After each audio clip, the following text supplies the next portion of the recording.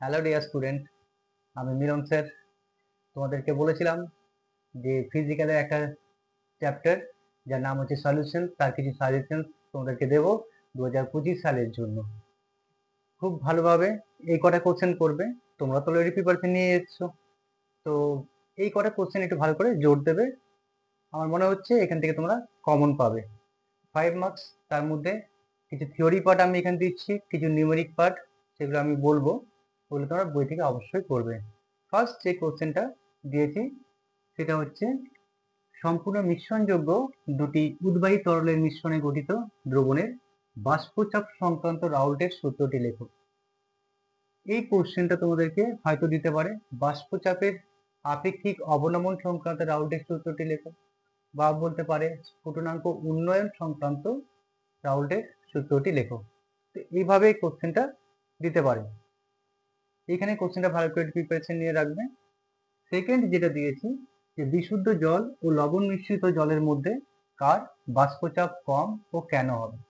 অনেক সময় এটাকে কি হয়, লবণ না দিয়ে বলে দিল ইউরিয়া মিশিয়ে জলটাকে তৈরি করা হয়েছে, মানে কোশ্চেনটা দেবে জল ও ইউরিয়া মিশ্রিত জলের মধ্যে কার বাষ্পচাপ বেশি হবে ও কেন হবে। তোমরা সেটা অ্যান্সারটা ভালো করে তৈরি করবে। এরপর যেটা হচ্ছে সেটা আদর্শ দ্রবণ ও অনাদর্শ দ্রবণ কাকে বলে। এই আদর্শ দ্রবণ অনাদর্শ দ্রবণের সংজ্ঞার সঙ্গে তোমরা কি করবে, ডেল্টা এইচ মিক্সিং আর ডেল্টা ভি মিক্সিং দুটোর ক্ষেত্রে একটু দেখে রাখবে। ঠিক আছে, এই দুটোর বৈশিষ্ট্যের মধ্যে ওই দুটো খুব ইম্পর্টেন্ট, সেই দুটোকে একটু ভালো করে জোর দেবে। নেক্সট যেটা আসছে কোশ্চেন সেটা হচ্ছে ধনাত্মক ও ঋণাত্মক বিচ্যুতির কারণ লেখো। ধনাত্মক বিচ্যুতি কাকে বলে, ঋণাত্মক বিচ্যুতি কাকে বলে, যেখানে তোমরা হয়তো করে থাকবে, একটুখানি জাস্ট তোমাদেরকে বলে দিচ্ছি। আমাদের কি হয়, সলভেন্ট আর সলিউট, অর্থাৎ দ্রাব আর দ্রাবক দুটো নিয়ে আমাদের দ্রবণ তৈরি হয়। তো এখানে আমাদের যে আকর্ষণ বলগুলো কাজ করছে সেটা কি কি আছে, দ্রাব দ্রাব বা দ্রাবক দ্রাবক বা দ্রাব দ্রাবক, অর্থাৎ সলিউট সলিউট একটা আকর্ষণ বল, একটা সলভেন্ট সলভেন্ট আকর্ষণ বল, আর একটা সলিউট সলভেন্ট আকর্ষণ বল।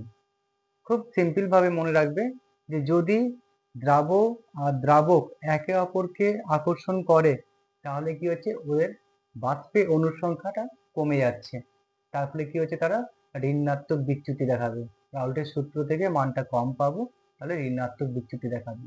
আবার যদি দ্রাব দ্রাব বা দ্রাবক দ্রাবক এদের নিজেদের মধ্যে যে আকর্ষণ বল সেটা যদি দ্রাব দ্রাবক আকর্ষণ বল থেকে বেশি হয় তাহলে কি হবে, বাষ্পে অণুর সংখ্যাটা বেড়ে যাচ্ছে, সেক্ষেত্রে আমাদের রাউল্টের সূত্রের যা মান হয় তার থেকে বেশি মান পাবো, অর্থাৎ ধনাত্মক বিচ্যুতি দেখাবে। এই জায়গাটা একটুখানি মাথায় রাখবে। ওকে, নেক্সট কোশ্চেন আসি। অ্যাসিটন ও কার্বন ডাইসালফাইডের মিশ্রণ রাউল্টের সূত্র থেকে ধনাত্মক বিচ্যুতি প্রদর্শন করে কেন। এখানে আরো কিছু এই টাইপের কোশ্চেন্স রয়েছে, সেই কোশ্চেন্স গুলো তোমরা একটু ফোকাস করবে। কারণ কি, এইখান থেকে আকর্ষণ বল, কোনো সময় ক্লোরোফর্ম, অ্যাসিটোন এইগুলোকে নিয়েও কোশ্চেন্স দেয়। তো কোশ্চেনটা ভালো করে দেখবে যে ওদের মধ্যে আকর্ষণ বলটা কিরকম হচ্ছে। যদি দুজনের মধ্যে আকর্ষণ বল বেশি হয় তাহলে কি হবে, ওরা বাষ্পে অনুসংখ্যাটা কমে যাচ্ছে, সেক্ষেত্রে ঋণাত্মক বিচ্যুতি দেখাবে। আর যদি এদের মধ্যে আকর্ষণ বল সেরকম না থাকে তাহলে কি হচ্ছে, বাষ্পে অনুসংখ্যাটা বাড়বে, ফলে ওদের ধনাত্মক বিচ্যুতি দেখানোর প্রবণতা রয়েছে। সেই জায়গাটা একটুখানি মাথায় রেখে অ্যান্সার গুলো করবে। ওকে, নেক্সট চলে আসো, সর্বনিম্ন ও সর্বোচ্চ অ্যাজিটোপিক মিশ্রণের উদাহরণ দাও। অ্যাজিটোপিক মিশ্রণ কাকে বলে তোমরা জানো, যেটা নির্দিষ্ট তাপমাত্রায় আমাদের যে দুটো অমিশ্রণীয় তরল আমরা নিচ্ছি তাদের থেকে একই সংযুক্তিতে তারা বাষ্প অবস্থায় চলে আসে, অর্থাৎ ফুটনাঙ্কে যখন পৌঁছায় সেই পৌঁছানোর পর দুটো একই সঙ্গে ফুটতে শুরু করে, তার ফলে তারা সেপারেট হয় না, আগে পিছে কেউ ফুটবে না, দুটোকে একটা নির্দিষ্ট তাপমাত্রায় গিয়ে পরে ফুটতে শুরু করবে। তার জন্য ওদেরকে বলেছে অ্যাজিটোপিক মিশ্রণ। অ্যাজিটোপিক মিশ্রণের দুটো ভাগ, একটা সর্বনিম্ন আর একটা সর্বোচ্চ, এই দুটোকে একটু মাথায় রাখবে। এক্সাম্পল গুলো দেখবে যে সর্বনিম্ন অ্যাজিটোপিক মিশ্রণ কারা হয় আর সর্বোচ্চ অ্যাজিটোপিক মিশ্রণ কারা হয়, এটা একটুখানি মাথায় রাখবে। নেক্সট আমাদের জলের কেবি 0.515 কে কেজি মোল ইনভার্স কথাটির অর্থ কি, খুবই ইম্পর্টেন্ট একটা কোশ্চেন, আশা করি এবারে আসতে পারে এটা। এটাকে একটুখানি জোর দেবে, ঠিক আছে।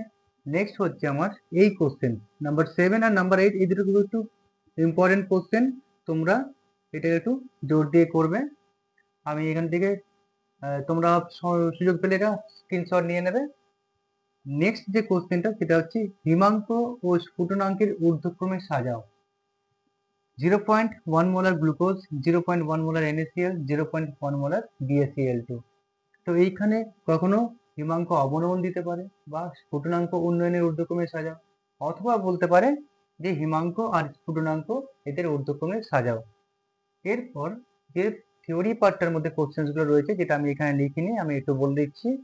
তোমরা আইসোটনিক, হাইপারটনিক আর হাইপোটনিক এই তিনটে দ্রবণ একটু দেখে রাখবে।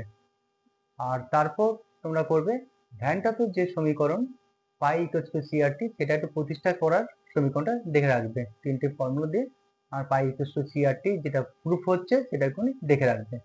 ওকে।